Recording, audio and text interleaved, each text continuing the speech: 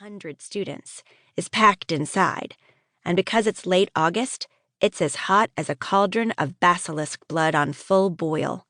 I lean on my broom, taking a moment to collect myself. It's dark, with a single spotlight shining on the stage, but I know my place. It's at the back.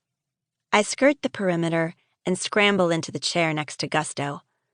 My crewmate is sitting there attentively, his polished goggles nestled perfectly atop his luxurious crop of black hair. Then I spot the vacant seat on the other side of him. Master Quibble is late, too. "Where's the Q-man?" I ask, nudging Gusto. He purses his lips and stares intently ahead, not wanting to talk during the assembly. That's Gusto for you, a straight broomstick. But if the Q-man isn't here, he can't punish me for being late, so maybe I've dodged some dragon fire. I turn my eyes to the stage, where head wizard Sing is blathering on about something to do with the tenets of magical education. Maybe I wasn't late enough, I mutter. Gusto sighs, and I remind myself that I'm supposed to be adjusting my attitude. "And now, the moment has arrived for our annual student stunt," Sing announces. I audibly groan.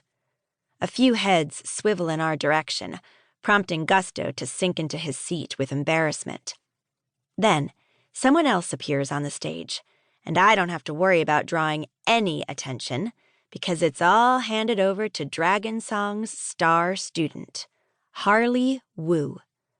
She has the type of reputation that demands you regularly use both her first and last name.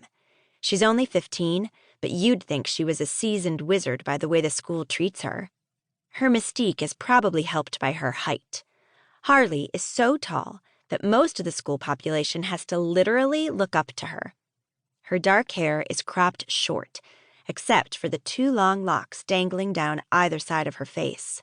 Those locks, along with the tips of her bob, have a dash of red dye, which I begrudgingly admit is very cool and matches her uniform.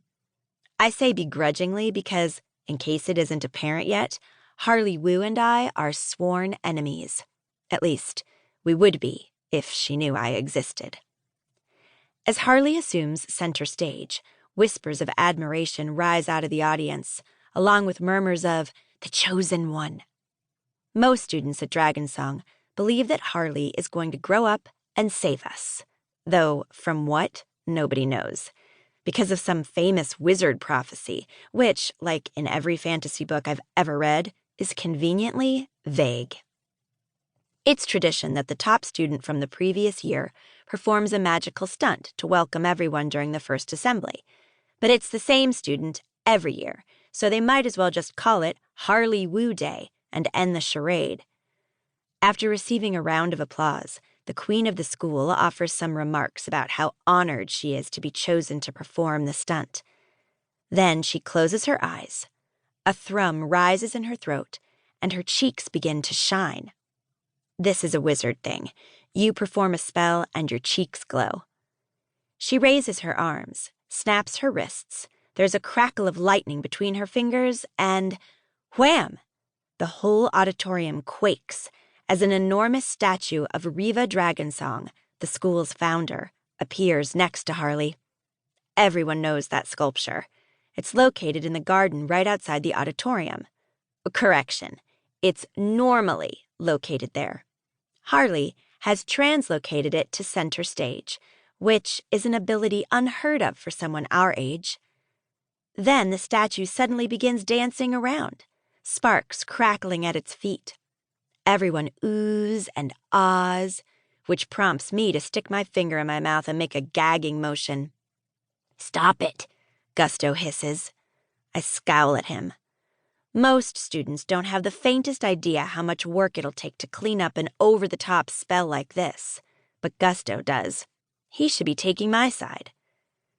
After her performance, Harlee snaps her wrists again, and the statue disappears, presumably returning to its rightful location.